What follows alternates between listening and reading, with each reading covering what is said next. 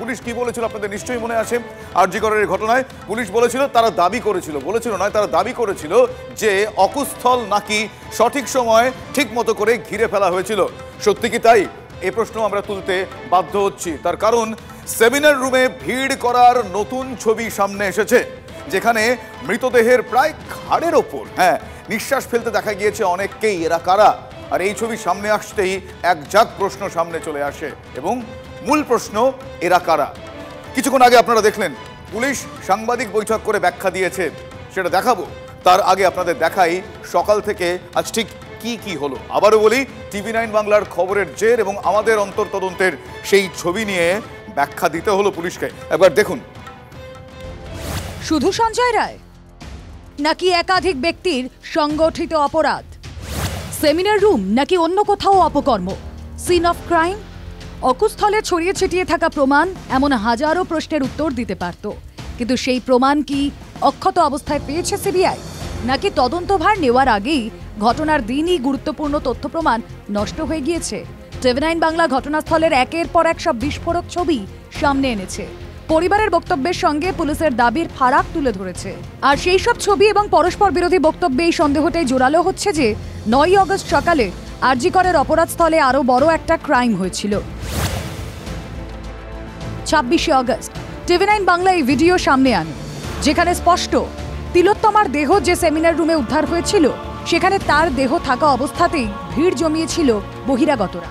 Seminar কক্ষের footage প্রশ্ন তুলে দিয়েছিল, অকুস্থলে সন্দীপ ঘোষ ঘনিষ্ঠ বহিরাগতরা কি করছেন। ব্যাখ্যা দিতে গিয়ে ডিসি সেন্ট্রাল জানিয়েছিলেন, বডি যেখানে পাওয়া গেছিল তার থেকে 40 ফিট পুরো জায়গাটা পুলিশের কর্ডন অফ করা ছিল, এবং এই যে ভিডিওটা যেটা আপনারা হয়তো দেখেছেন, সেটা কিন্তু এই 40 ফিটের বাইরে যে 11 ফিট যে জায়গাটা আছে সেইখানকার একটা ভিডিও।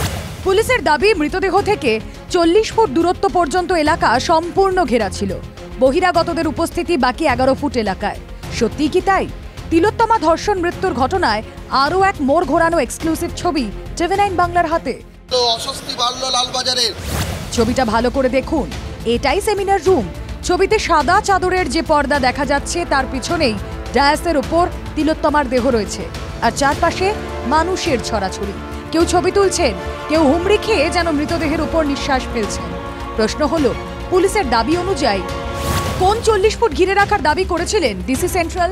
পুলিশের দাবি অনুযায়ী কোথায় ঘেরাটোপ? সেমিনার রুমে দেহের চারপাশে ভিড় করেছেন কারা? মৃতদেহের প্রায় ঘাড়ের উপর হুমড়ি খেয়ে পড়লেন কারা? তাহলে পুলিশ কোন ঘেরাটোপের কথা বলেছিল?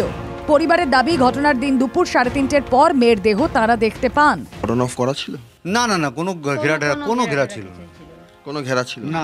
এটা কটার সময়? 3:30 নাগাদ। এইবার ইন্দিরা মুখোপাধ্যায় ওখানে ছিলেন না, কোনো কিছু জানেন না। উনি কি করে সমস্ত এত সত্যি কথা উনি একদম জোরের সঙ্গে কি করে বলছিলেন? টোটালি উনি মিথ্যা কথা বলছেন। আজকে আবার বলছি। তাহলে কখন পুলিশ সিন অফ ক্রাইম ঘিরল? সেই প্রশ্নের উত্তর সাংবাদিক বৈঠকে লালবাজার দেয়নি, তবে ডিসি সেন্ট্রাল বৃহস্পতিবার জানিয়েছে। পুলিশের যখন যে কোনো কেসে কিন্তু আমাদের ফটোগ্রাফি আর ভিডিওগ্রাফি একটা বড় পর্ব। আমাদের কিন্তু 12:25-এ ভিডিওগ্রাফি আর ফটোগ্রাফি শুরু হয়েছে। এটা কিন্তু ধাপে ধাপে হয়েছে। বিশেষজ্ঞরা বলছেন, ফটোগ্রাফি ও ভিডিওগ্রাফি করা হচ্ছে মানে ঘটনাস্থল সংরক্ষিত করে ফেলেছে পুলিশ, কিন্তু ছবি তো অন্য কথা বলছে। সিবিআই এর প্রাক্তন অধিকর্তাও তাই প্রশ্ন তুলছে যে আপনি একটা সিন অফ ক্রাইম আপনি কি করে ভাগ করবেন? পুরো জায়গা আটকে দিতে হবে, কিচ্ছু যেতে পারবে না ওখানে। কিন্তু এখানে দেখা যাচ্ছে আপনি 11 ফুটই, আপনি নিজে বলছেন আমি 11 ফুট বাদ দিয়ে দিয়েছি। মানে এরকম কথা আমার জীবন, মানে আমাদের এন্টায়ার এইরকম তদন্ত আমি দেখি নাই। সত্যিই তো, কি করে পুলিশ বুঝে গেল যে দেহের চারপাশের 40 ফুটের মধ্যেই সব তথ্য প্রমাণ রয়েছে?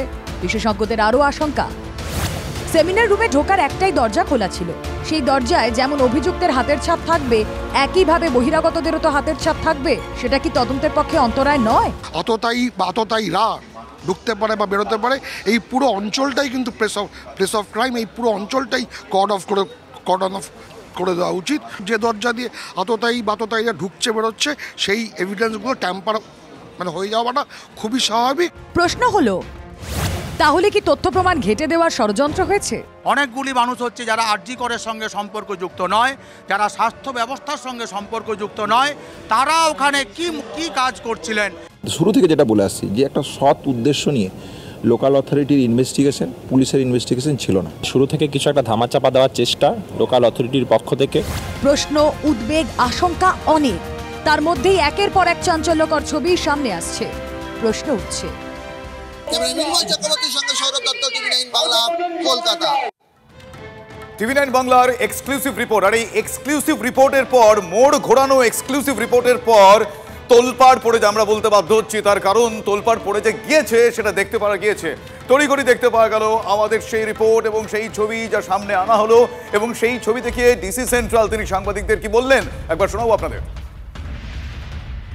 এখানে কর্ডন করা আছে, এর পেছনেই কিন্তু বডি আছে, এবং এখানে যারা আছে আমি তাদের একটু আপনাদের সাথে পরিচয় করিয়ে দিচ্ছি। প্রথমেই যিনি আছেন এই যে ব্লু চেক শার্টে, ইনি আমাদের ওসি হোমিসাইড।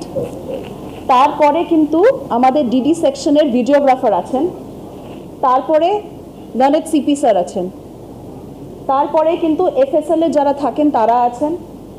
ইনি একদম কর্ডনের সামনে অ্যাডিশনাল সিপি 1 স্যার আছেন, আমাদের ওসি উইমেন গ্রিভ্যান্স সেল উনি এখানে আছেন, তালা থানার যিনি লেডি অফিসার উনি আছেন, তারপরে কিন্তু এফএসএল এর স্টাফ আছে। এটা একটা ছবি যেখানে যে কজন ছিলেন আমরা সবাইকে আইডেন্টিফাই করতে পেরেছি।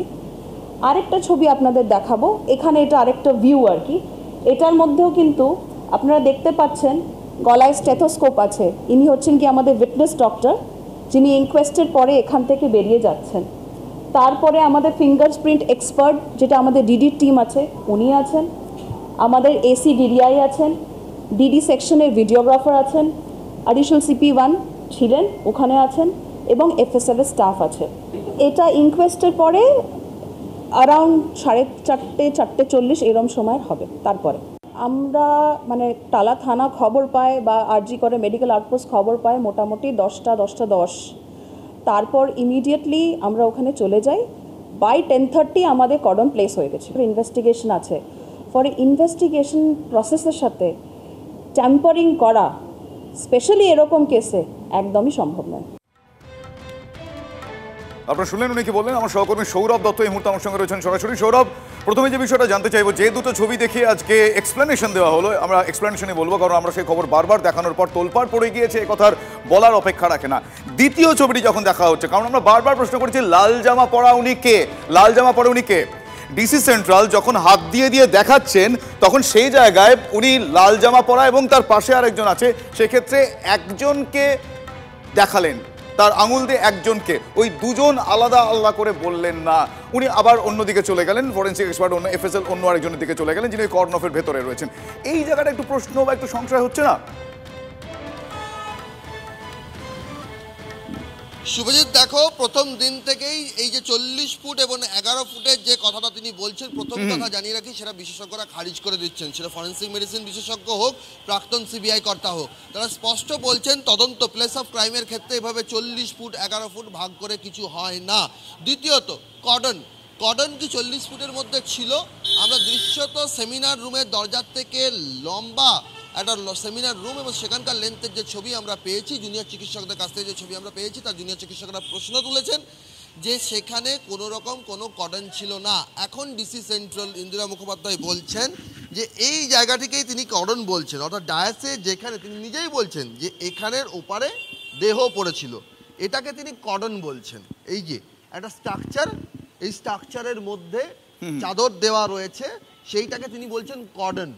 এই ধরনের কর্ডন ডাক্তারের ক্লিনিকও দেখা যায়, যখন পেশেন্ট দেখতে যায় চেম্বারের সময় ডাক্তার পেশেন্টের সঙ্গে যারা থাকে তাদেরকে চেয়ারে বসিয়ে ডাক্তারবাবু একটা স্ট্রাকচার টেনে দেন, সেখানেও পর্দা থাকে, সেখানে সবুজ রঙের থাকে আর এখানে সাদা রঙের পর্দা রয়েছে, এটা কর্ডন। এরপরে তিনি যেটা বলছেন যে 10:30টার পরে কর্ডন তৈরি হয়েছিল। 10:30টার আগে কি হয়েছিল? 10:30টার আগে কি হয়েছিল? 9:30টার সময় তো প্রথম দেখা গেল, 10:30টা 1 ঘন্টা পর কর্ডন হয়েছে। আজকে এই টাইমিংটা তিনি বলেছেন ডিসি সেন্ট্রাল ইন্দিরা মুখোপাধ্যায় যে আফটার 10:30 তারা কর্ডন করেছেন। তাহলে বিফোর 10:30 কি হয়েছে আমরা জানতে চাই, সারা রাজ্যের মানুষের হয়ে, দেশের মানুষের হয়ে আমরা জানতে চাই বিফোর 10:30 ওই 1 ঘন্টা কি হয়েছে। শুভজিৎ আমাকে থামাবে না, আমাকে আরেকটু বিষয় বলতে দাও। সেটা হচ্ছে যে এখানে যারা রয়েছেন সেখানের ক্ষেত্রে তিনি যাদেরকে অ্যারো দেখিয়েছেন 4 জনের মধ্যে, সেই 4 জনের মধ্যে এই যে লাল যে জামা পরা, মাথায় অল্প চুল যাকে দেখা যাচ্ছে, ইনি চেস্ট মেডিসিনের পিজিটি, যিনি উইটনেস ডক্টর বলা হচ্ছে। তার পিছনে এই লাল জামা পরা ব্যক্তিটি কে? ইনি finger expert, forensic expert. Junior চিকিৎসকেরা বলছেন ইনি চিকিৎসক, তবে আরজি করে চিকিৎসক নন, তাকে আরজি করে কখনো দেখা যায়নি। ঠিক, তিনি হেলথ সিস্টেমে আছেন, কিন্তু তিনি এই শহরেরই অন্য কোনো একটি মেডিকেল কলেজ, এটি প্রথম সারির মেডিকেল কলেজের পিজিটি। নাম কলকাতা পুলিশ এই নাম প্রকাশ্যে আনুক, ইনি কে? এই নাম প্রকাশ্যে আনুক কলকাতা পুলিশ, তাহলেই বোঝা যাবে যে ইনি কোন এখতিয়ার নিয়ে সেখানে ছিলেন। এই ছবিতে আরো একজন রয়েছেন, তিনি হচ্ছেন এই যে নীল বেগুনি শার্ট খাকি প্যান্ট, ইনি কে? এই ছবিটা দেখা যায়নি, ইনি কে? ইনি কি 40 ফুটের মধ্যে আছেন না 40 ফুটের বাইরে রয়েছেন? ইনি কে? ইনি কোন অ্যাক্সেস কার্ড নিয়ে সেখানে গেছেন? ইনি কি পুলিশের লোক? আমাদের জুনিয়র চিকিৎসকেরা যা জানাচ্ছেন, এই দুজনই কেউই পুলিশের লোক নয়। এই দুজন স্বাস্থ্য দপ্তরে কর্মরত, তবে তারা আরজি করের সঙ্গে সম্পর্কিত নয়। এবং সেদিন রাত 10:26 পর্যন্ত, দুপুর থেকে 10:26 পর্যন্ত তারা হাজির ছিলেন। বিজেপি বিল্ডিংয়ে তারা বৈঠক করেছেন এবং ঘন ঘন তারা বৈঠক করেছেন। এবং যেটা নিয়ে বিতর্ক হচ্ছে, বহিরাগত বিতর্ক নিয়ে হচ্ছে, সেই দুজনের মধ্যে কেউ হতে পারে। লাল জামা পরিহিত ব্যক্তি নিয়ে তো প্রশ্ন তুলেছে মৃতার বাবা মাও, তাই তো। যে লাল জামা পরিহিত ব্যক্তি কে? যে ছবি ডিসি সেন্ট্রাল ইন্দিরা মুখোপাধ্যায় দেখিয়েছেন, সেখানে 4 জন দাঁড়িয়ে আছে, ওই একটা রোতে 4 জন দাঁড়িয়ে আছে, 2 জনের মাথায় মার্ক করা আছে। তাহলে বাকি 2 জন কে? জুনিয়র চিকিৎসকেরা তারা স্পষ্টই বলছেন এই লাল জামা পরিহিত ব্যক্তি ইনি কে, এবং এই বেগুনি জামা এবং খাকি প্যান্ট পরিহিত ব্যক্তি কে, এই দুজনের পরিচয় যদি জানা যায় তাহলেই কিন্তু বোঝা যাবে যে সেখানে কি ধরনের কর্ডন রয়েছে। আর এই প্রশ্নটা কিন্তু রইল যে বিফোর 10:30 কর্ডনের আগে 1 ঘন্টা কি হয়েছে সেখানে। একদমই, অনেক অনেক ধন্যবাদ সৌরভ। আমরা এই প্রশ্ন শুধুমাত্র প্রশ্ন তোলার জন্য তুলছি না, এই প্রশ্নের উত্তর আমরা চাই। এবং সত্যি তাই, সেই সময়টা 1 ঘন্টা ধরে কি হয়েছিল এবং এই লাল জামা পরিহিত এই ব্যক্তি কে জানতে হবে। পাশাপাশি বেগুনি জামা পরা এই মানুষটি বা কে, এই প্রশ্নের উত্তর আমরা খুঁজবো। কিন্তু এই রহস্যময় লাল জামা পরা মানুষটি কে আমাদের জানতে হবে, আমরা জানার চেষ্টা করছি। কিন্তু নির্যাতিতার, মৃতার বাবা মা তারা কি বলেছেন একবার শোনাই আপনাদের।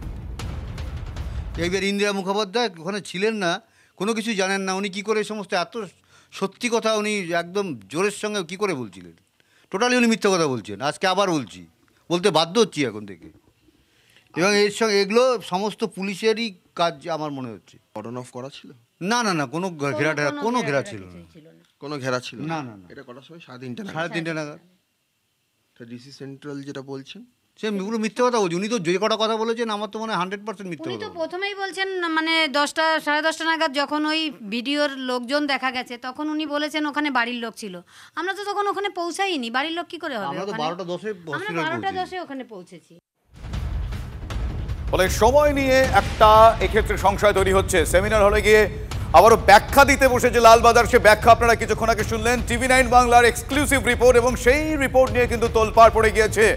ব্যাখ্যা দিয়েছেন আজকে ডিসি সেন্ট্রাল, প্রকাশিত ছবি বিকেল 4:30 নাগাদ তোলা হয় বলে ব্যাখ্যা দিয়েছেন। এবং আমাদের সেই ছবিতে প্রশ্ন ছিল লাল জামা পরা ওই ব্যক্তি কে, সেই প্রশ্নের উত্তর আমরা খুঁজেই ছাড়বো। প্রাক্তন সিবিআই কর্তা উপেন বিশ্বাস তিনি কি বলছেন শোনাবো আপনাদের। ন্যূনতম যদি তাদের কোনো জ্ঞান থাকে তাহলে এইটা কোনো কথাই নাই। এর জন্য সম্পূর্ণ দায়ী ক্যালকাটা পুলিশ, তাদের দায়ী, তারা দায়ী। এবং এই যে ক্রাইম সিনটা নষ্ট করে দিলে, আগে বলেছিলে যে আমি 11 ফুট ছেড়ে দিয়েছি, এখন তো দেখা যাচ্ছে 40 ফুটের মধ্যে মানুষ সেখানে ঘুরছে। সেখানে বলুন আমি কি পাবো সেখানে? আমি সেখান থেকে কি নেব? কিচ্ছু নিতে পারবো না। এই সর্বনাশটা করেছে ক্যালকাটা পুলিশ। আপনারা শুনলেন উপেন বিশ্বাসের বক্তব্য। কিন্তু আজ ডিসি সেন্ট্রাল ইন্দিরা মুখোপাধ্যায় তিনি সেই ছবি দেখিয়ে কি ব্যাখ্যা দিয়েছেন, এবং আমাদের খবর TV9 বাংলার খবরের জেরে কি তোলপাড় পড়ে গিয়েছে তার বলার অপেক্ষা রাখেন। আজকে আপনাদের আরো একবার শোনাই ডিসি সেন্ট্রাল ঠিক কি ব্যাখ্যা দিলেন আজ। এখানে কর্ডন করা আছে, এর পেছনেই কিন্তু বডি আছে, এবং এখানে যারা আছে আমি তাদের একটু আপনাদের সাথে পরিচয় করিয়ে দিচ্ছি। প্রথমেই যিনি আছেন এই যে ব্লু চেক শার্টে, ইনি আমাদের ওসি হোমিসাইড। তারপরে কিন্তু আমাদের ডিডি সেকশনের ভিডিওগ্রাফার আছেন, তারপরে গণেশ সিপি স্যার আছেন, তারপরে কিন্তু এফএসএল এ যারা থাকেন তারা আছেন, ইনি একদম কর্ডনের সামনে অ্যাডিশনাল সিপি 1 স্যার আছেন, আমাদের ওসি উইমেন গ্রিভ্যান্স সেল উনি এখানে আছেন, তালা থানার যিনি লেডি অফিসার উনি আছেন, তারপরে কিন্তু এফএসএল এর স্টাফ আছে। এটা একটা ছবি যেখানে যে কজন ছিলেন আমরা সবাইকে আইডেন্টিফাই করতে পেরেছি। আরেকটা ছবি আপনাদের দেখাবো, এখানে এটা আরেকটা ভিউ আর কি। এটার মধ্যেও কিন্তু আপনারা দেখতে পাচ্ছেন গলায় স্টেথোস্কোপ আছে, ইনি হচ্ছেন কি আমাদের উইটনেস ডক্টর যিনি ইনকোয়েস্টের পরে এখান থেকে বেরিয়ে যাচ্ছেন। তারপরে আমাদের ফিঙ্গারপ্রিন্ট এক্সপার্ট যেটা আমাদের ডিডির টিম আছে উনি আছেন, আমাদের এসি ডিডিআই আছেন, ডিডি সেকশনের ভিডিওগ্রাফার আছেন, অ্যাডিশনাল সিপি 1 ছিলেন ওখানে আছেন এবং এফএসএল এর স্টাফ আছে। এটা ইনকোয়েস্টের পরে অ্যারাউন্ড 4:30 4:40 এরম সময় হবে। তারপরে আমরা মানে টালা থানা খবর পায় বা আরজি করে মেডিকেল আউটপোস্ট খবর পায় মোটামুটি 10টা 10। তারপর ইমিডিয়েটলি আমরা ওখানে চলে যাই।